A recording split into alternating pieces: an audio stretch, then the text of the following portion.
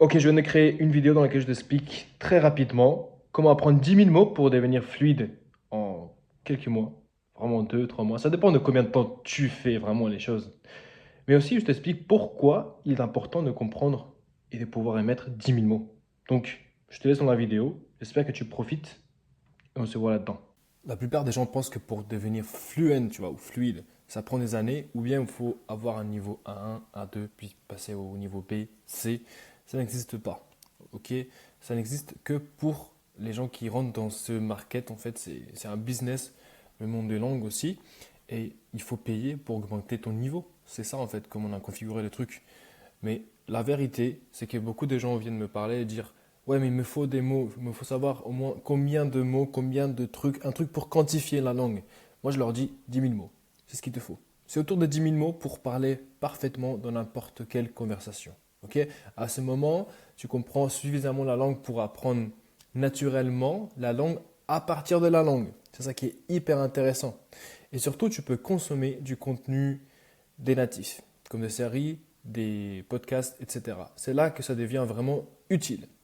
Apprendre 10 mots, ça paraît énorme, mais c'est vraiment accessible à tout le monde.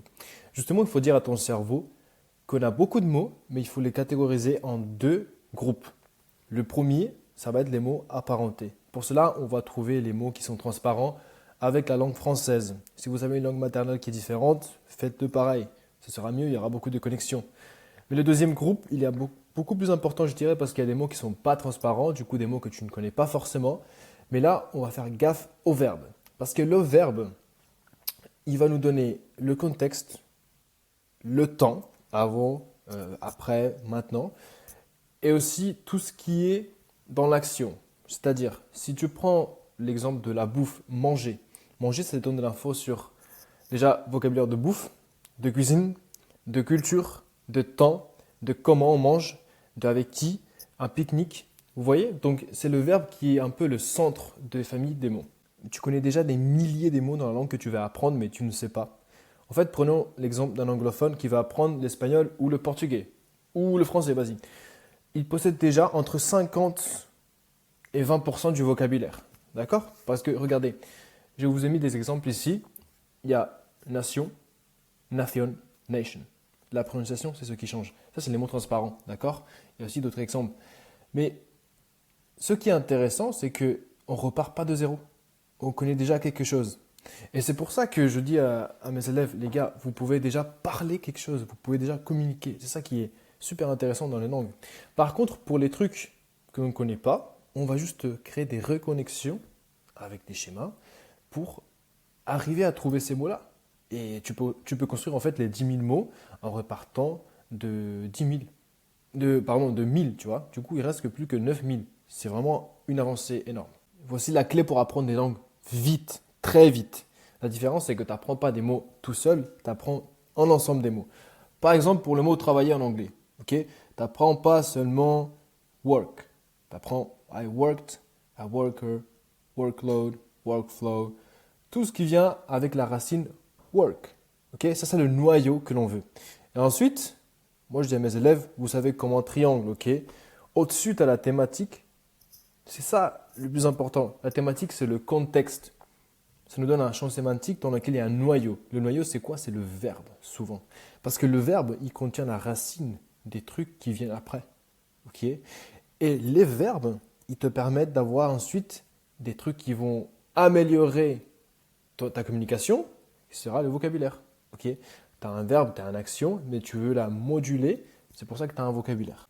Le système, il devient beaucoup plus réaliste lorsque tu vois les numéros, lorsque tu vois les chiffres. Si une racine produit en moyenne 5 mots utiles, et encore plus, rappelez-vous du mot work. Ok, on a sorti tout ça à partir du mot work. Alors, 2000 racines, ça suffit en fait pour atteindre les 10 000 mots. Mais tu peux apprendre 30 nouveaux mots par jour. Et en fait, cette chiffre, elle est vraiment atteignable avec un travail bien sûr sérieux, mais ça doit pas prendre des heures, tu vois, pendant 3 à 4 heures. En fait, si vous voyez, ici, c'est la structure. Une fois que tu identifies les racines, il est très facile de pouvoir générer des mots autour de la racine. Et ça, c'est comme un arbre, tu vois. Tu vas te répandre à l'exponentielle. Comme ça, tu vas atteindre les 10 000 mots beaucoup plus rapidement et atteindre la fluidité. pour ensuite pouvoir apprendre la langue dans la langue cible. C'est ça le but ultime. Et là, tu seras un mec qui gère la langue et qui peut s'améliorer, par exemple en anglais, en regardant du contenu anglais. Alors pourquoi la liste des vocabulaires échoue? Bah, tout simplement parce que le cerveau, il n'a pas de contexte, il n'a rien pour s'accrocher, il n'a pas de hook. Ok? En fait, il mémorise des expériences. Tu mémorises ce qui t'a permis de survivre. Pas un mot comme ça. Parce qu'un mot tout seul, il est trop abstrait. C'est pour ça qu'il n'y a pas d'émotion, il n'y a pas un truc sensoriel qui se mélange. Et du coup, le processus, il échoue. Tu n'arrives pas à mémoriser des mots. Le bon truc à faire, c'est de mettre tout en situation. Ok, je répète ça encore et encore, mais c'est vraiment la base, les gars. Par exemple, au lieu de dire eat, c'est manger, bah, je dis I usually eat after the gym. Ok, tu mets un contexte en fait que tu as mangé, tu vas à la salle, si vous aimez aller à la salle, bah, vous allez voir que tu as une émotion positive et après tu manges un truc qui est sain et du coup, voilà, on a appris que manger c'est eat.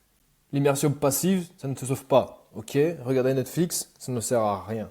C'est le mythe que les débutants ils ont. Pourquoi? Bah, tout simplement parce que lorsque tu ne comprends pas encore la langue et que tu te mets en immersion, entre guillemets, le cerveau il reçoit des sons. Ok, mais ce pas des signaux qui ont un crochet, qui ont une valeur émotionnelle. C'est pour ça que l'information ne se fixe pas. Ok, j'ai créé ici un seau. En fait, tu vas remplir le seau en mettant de l'eau. Ça, c'est l'immersion. Tu penses que tu es en train de remplir le seau, mais en fait, tu as des trous de partout parce que tu n'as pas une compréhension réelle, tu n'as pas des crochets. Et du coup, l'input, il est complètement inutile. Ton seau, il sera vide à la fin. Tu ne vas pas mémoriser les trucs. Et c'est pour ça que tu mets des années. Si tu maîtrises ça, tu es vraiment une machine à apprendre les langues parce que tu vas apprendre hyper rapidement. En fait, j'utilise beaucoup les mnémoniques. Ok, c'est les associations mémotechniques. Pourquoi? Parce que ça crée des crochets hyper costauds en fait avec l'input et ton cerveau. Et du coup, ça veut dire que tu as une mémoire qui reste dans le temps. En fait, le cerveau, il n'aime pas ce qui est abstrait, c'est trop dur à comprendre. Du coup, il veut un truc qui soit comme une image, par exemple, où l'on peut voir, où l'on peut vraiment avoir le contrôle sur ce truc, ce concept. Et ce concept, c'est un mot ou une phrase ou un truc que l'on ne comprend pas encore. Et en fait, moi, ce que je fais, c'est d'accrocher l'attention de mon cerveau avec des trucs qui sont vraiment bizarres, genre des trucs abstraits. Transformer un mot abstrait en image étrange et mémorable. D'accord? Par exemple, ici, moi, je mets l'exemple du mot comer. Comer, c'est manger, ok? Et manger, comer, ça ressemble à caméra. Ok? Tu as un peu les deux, la C, le M. T'imagines un mec qui est en train de manger des caméras, et là, tu te dis, mais putain, c'est quoi ça, tu vois? Du coup, le cerveau, il se dit, c'est bizarre, je vais me rappeler de ça au cas où, tu vois. C'est ça en fait le pattern. C'est un truc un peu évolutif, un truc qui est tellement bizarre qui sort un peu des patterns, bah, le cerveau il le retient parce que c'est bizarre, tu vois. Ce qui est bizarre, émotionnel ou inattendu, le cerveau il le retient beaucoup mieux. Donc ici je vous explique comment le mécanisme marche en vrai avec un petit schéma. Disons que vous avez identifié un mot que vous ne comprenez pas. Ce mot-là, il faut trouver un similaire avec une langue que vous parlez déjà ou avec une langue dans votre domaine. Ok. Ce mot-là, ça va être le pont entre l'abstrait et l'image. Donc, une fois que vous avez un pont, vous pouvez créer une image de ces ponts ou une image d'un truc qui soit vraiment chelou. C'est ça qui va faire vraiment le lien entre l'abstrait et l'émotion. Une fois que tu as connecté le truc, bah, on tourne la machine et on va créer de la mémorisation qui va être en plus renforcée par une image. Donc, vous allez apprendre beaucoup plus et beaucoup plus rapidement